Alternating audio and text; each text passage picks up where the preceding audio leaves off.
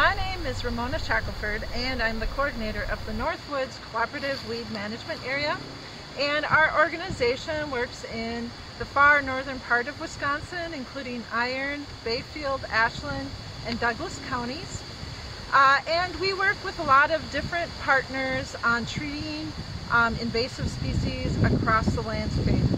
So today I'd like to talk to you about buckthorn. And when I go to festivals or different activities and I have a booth, by far people have the most questions about buckthorns and how to treat buckthorns. They're very difficult species to deal with. There's actually two species that are invasive in our area, glossy buckthorn and common buckthorn, and they're both from Eurasia areas.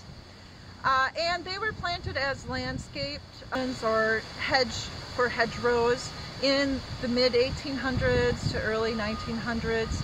In Wisconsin, both species of buckthorns are listed as restricted, meaning that they should not be bought or sold or transported from property to property. And the state of Wisconsin encourages people to get rid of buckthorn on their property.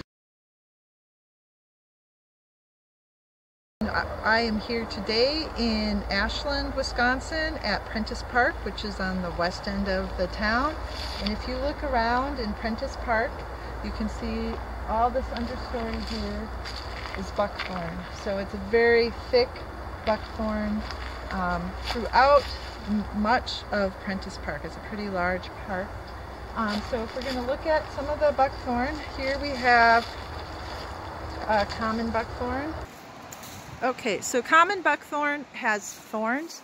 So branches that are more mature or have died will develop into thorns here.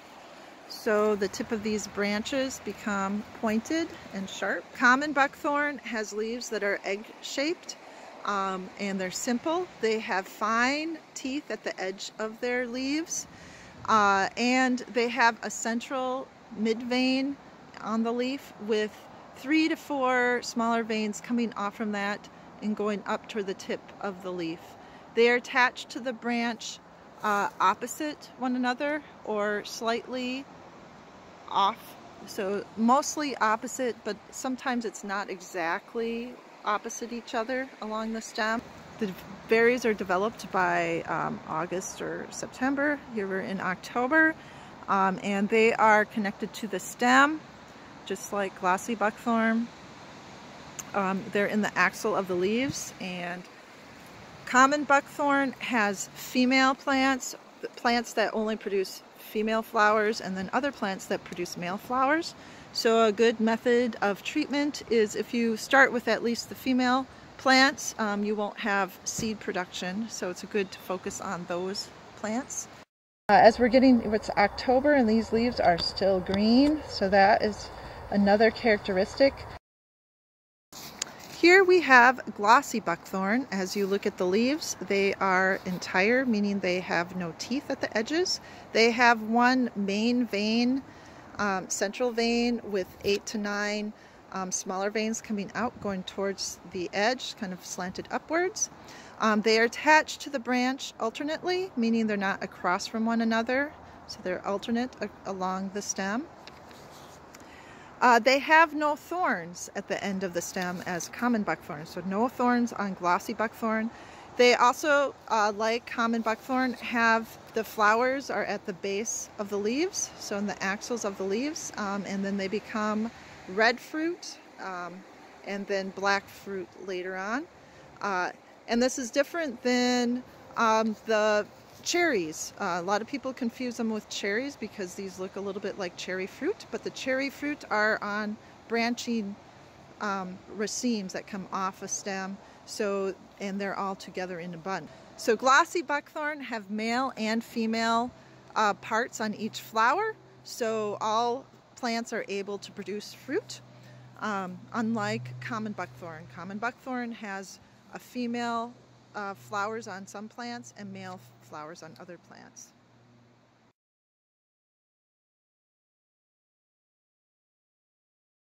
So we have this, this one's called a weed wrench. So we're kind of not too big of plants. I mean, it can take out pretty big ones, but it's kind of gets to be a lot of work. But we put your foot on here, you get it nice and tight, and then you put your foot here and gently pull. It doesn't have to even be that much work. So this is a way you can actually uproot a buckthorn pretty easily. Not that much effort. If you were trying to dig them out, it would be a lot more work. You kind of want as much root as you can. So there we go. Look at that. Beautiful. So that's one way of doing it. The nice thing is then you don't have to worry about them coming back. They do kind of tear up the soil there though. So let's see, if we wanted to do this with just a shovel, we have a pretty nice shovel here.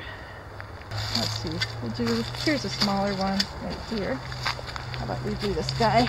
So I'm going to just try to dig it up. See how this compares to that reed wrench.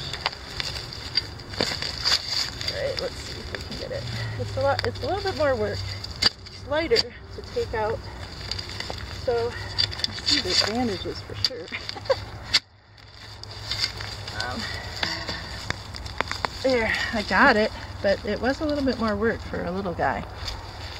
So that is one option. You can use, just a regular weeder. If you have some that are legitimately small, and you can just pull them out, but this weeder thing might help you kind of get down there. Yeah, this helps.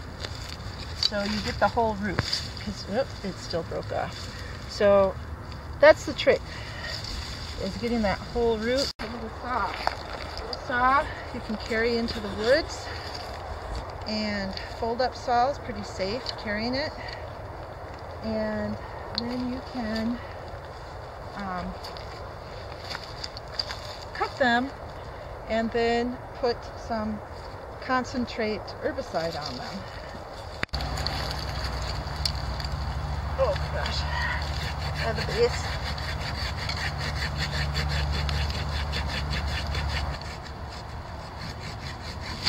There we go. After you cut it, you kind of want to make a horizontal, flat, nice cut. You put some herbicide on there, and you really should do this within an hour of cutting. The main part is that edge area. So it's really important to do this. If you just cut the buckthorn, you're going to end up with it sprouting, and we have some evidence of that right here. So here's a buckthorn plant that was cut, and you can see all sorts of sprouts coming right from there. So the next year you're going to have little guys all over the place if you just cut it. So if you cut them, you do have to put herbicide, and it needs to be quite concentrate. So this is, it's glyphosate. So glyphosate, and you have to look at the bottle and make sure it's nice and concentrate. And you don't want to get it on your hands. You should wear gloves, and just be careful to just get it on that part. But the nice thing is you're not spraying it all over. It's not getting on other plants. So that is a really nice way to kill the buckthorn. So if you want to do cut stump treatment for buckthorn, you can go to a local hardware store or tractor supply store, and sometimes find pre-mixed herbicide that is at the right concentration. So glyphosate at 20 to 60% concentration might work well. And Roundup is one of the brand names that has glyphosate at these levels. So the yellow capped bottle has Roundup, Poison Ivy, and Tough Brush Killer. And that is at about 18% concentration with some triclopyr in it. But there could be resprouts with that. Purple cap bottle has higher concentration, and that is Weed and Grass Killer Super Concentrate. And alternatively, you could use triclopyr. However, triclopyr is a little more difficult to find locally concentrated herbicide. So you want it at 20 to 30% concentrate for triclopyr. Garlon is the name brand, but you typically can only find like 2.5 gallon containers of Garlon 4. And these are higher concentrates, so you would need to dilute them a bit with oil or blue bark oil. So if you don't want to use herbicide, you can use these buckthorn babies. I'll do this one. So we'll cut it right about here, I think. Might have been better to be a little lower. So this is kind of an experimental way to do this, but you want to get it nicely over the top. And the thing is, it's going to have to stay there for quite a long time. You know, this has to be a long-term project where you are sure to take the plastic base out after you're done with the project. So you just put this on with a zip tie. So there we go. Okay, so get that on really tight, and you make sure that it covers so that if there's any sprouts, they can't get out of there. So that's a way to not use herbicide. So if you want to do a treatment without herbicide, you can use a tin can. All you do is cut your buckthorn. You find one that's, you know, nice and upright, and you cut it.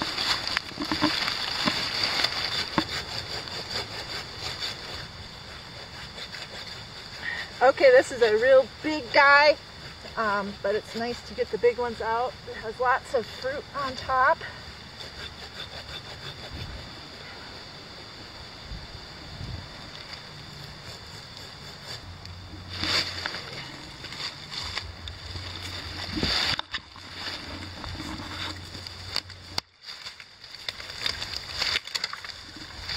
All right, down,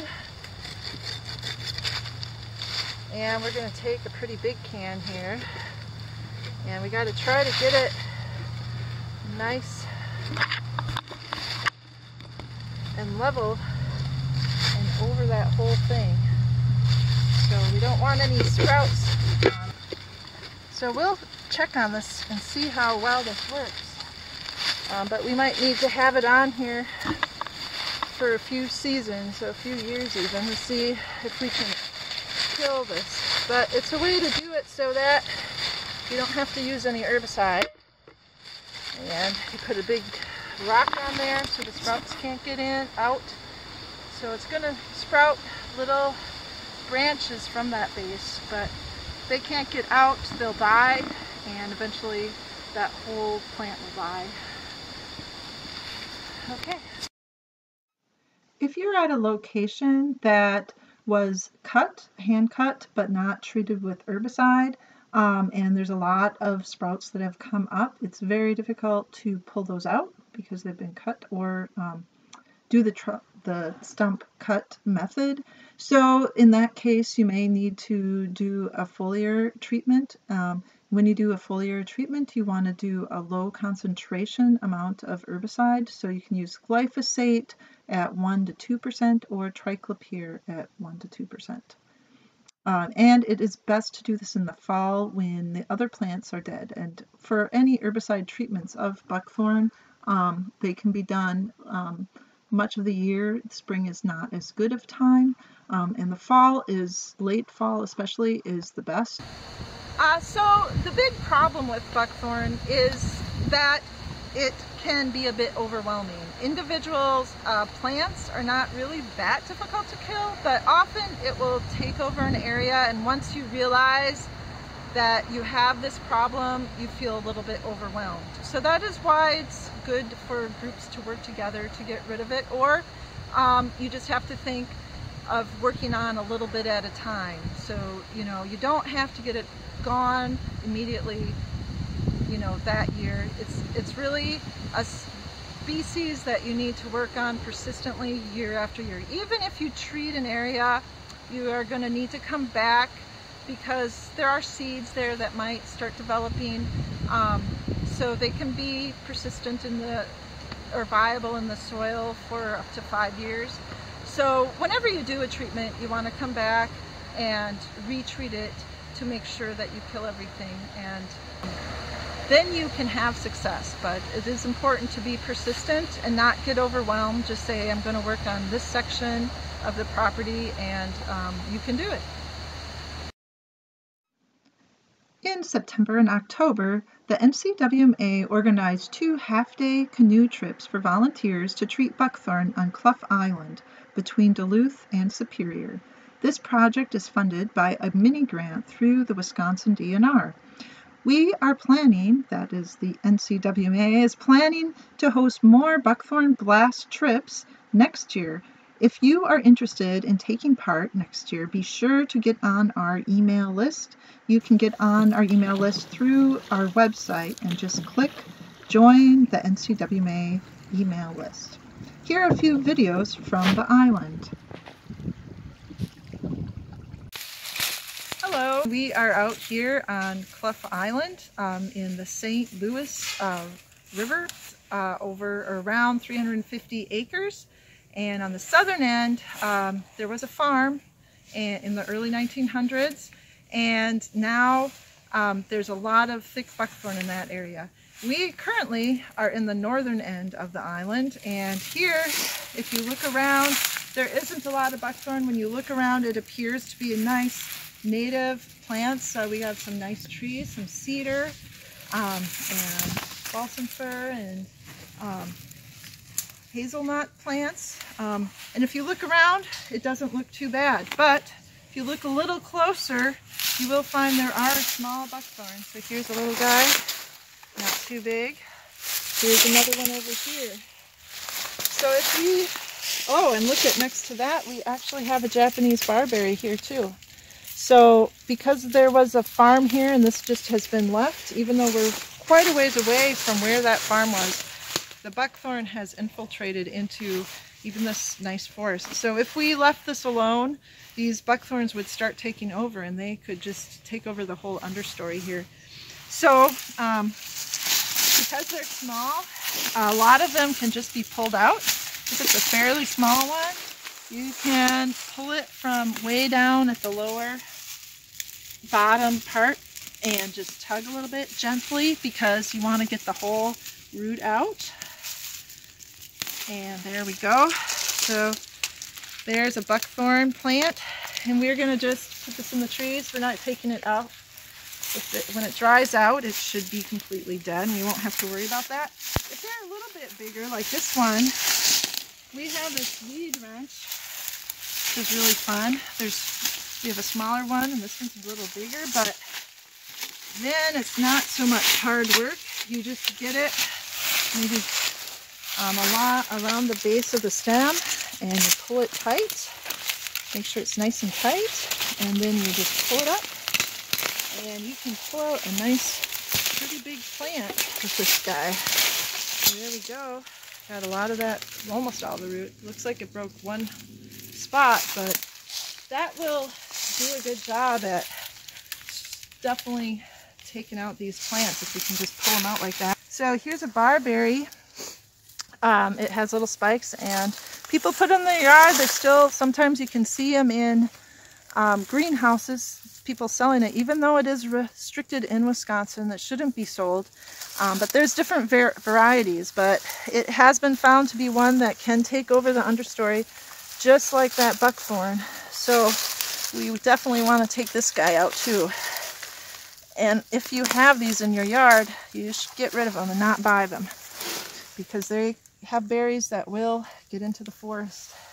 So they don't have really deep roots, but with those very sharp spines, they are pretty tricky. So we'll just keep working. This island had a farm on the southern part, and it was privately owned until 2010, when the Nature Conservancy stepped in. They were able to purchase it from developers, and then they gifted it to the Wisconsin DNR. And so the DNR has since then been working on managing it to get it more its native plants and plant community So the first step is really getting rid of these invasives, because they are in areas, you know, there's areas that have very nice forest, but everywhere throughout the island there is buckthorn. So it's important to get rid of that so we can have a nice place for people to visit and hunt and see something new. You can get to this island just from the shores landing from Duluth. It's technically in Wisconsin, but in Minnesota and Duluth there is a landing that's just a 15 or 20-minute canoe ride, and Superior is just on the other side of the river. So it's a really special location for this special island. Hi, here we are at Clough Island. Some volunteers treating non-native invasive common buckthorn. Here we have a common buckthorn laden with the black fruits, and we're going to treat it with the cut stump herbicide method. I have a folding pocket saw, a hand pruner for the small ones, and a dropper bottle of concentrate glyphosate herbicide. This one is too big for the hand pruner, so try to get close to the base.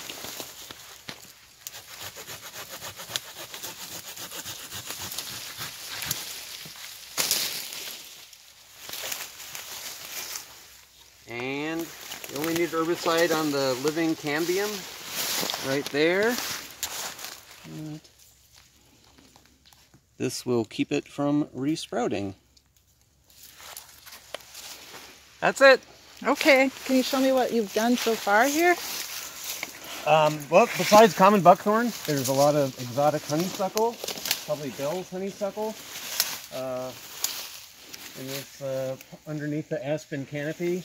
Bit of an opening over there, and there's a few Japanese barberry too. I was able to pull some. I cut stump treated one of them. So what do you do with the honeysuckle? Same thing, cut stump herbicide with either the saw or the hand pruner. The same herbicide works for both. Very nice, very nice. Removing some more buckthorn, and here we have, we're going to try to do this pretty tall one, has some fruit on it, with our weed wrench. See if this weed wrench can handle a big one like that. It still just has like a inch diameter or so. Okay, so to get it, you want it nice and tight on there, so you hold it till it gets nice and tight. And then you put your foot down here, and I kind of just gently push down to try to get it so you don't break the roots off too much. The way you can take out a big one, not a super big one, but fairly large ones, without using herbicide. So we're going to go the other way. Let's see how that works.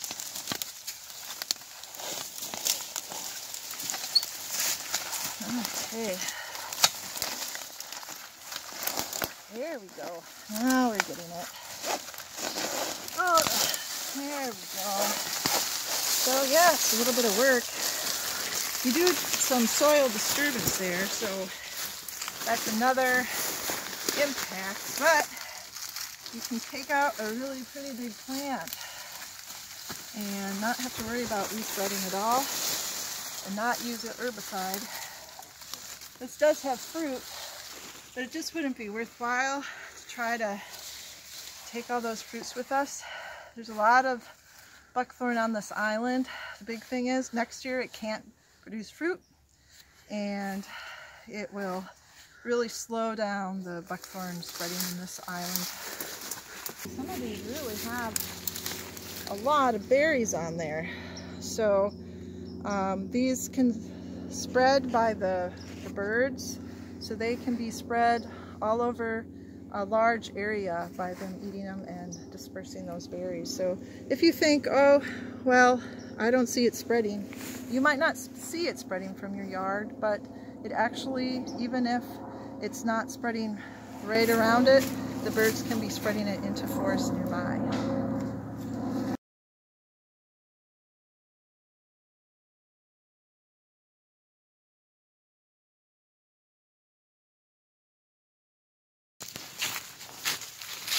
So here we are near where the house of the farm was, and you can see this is all buckthorn here, berries.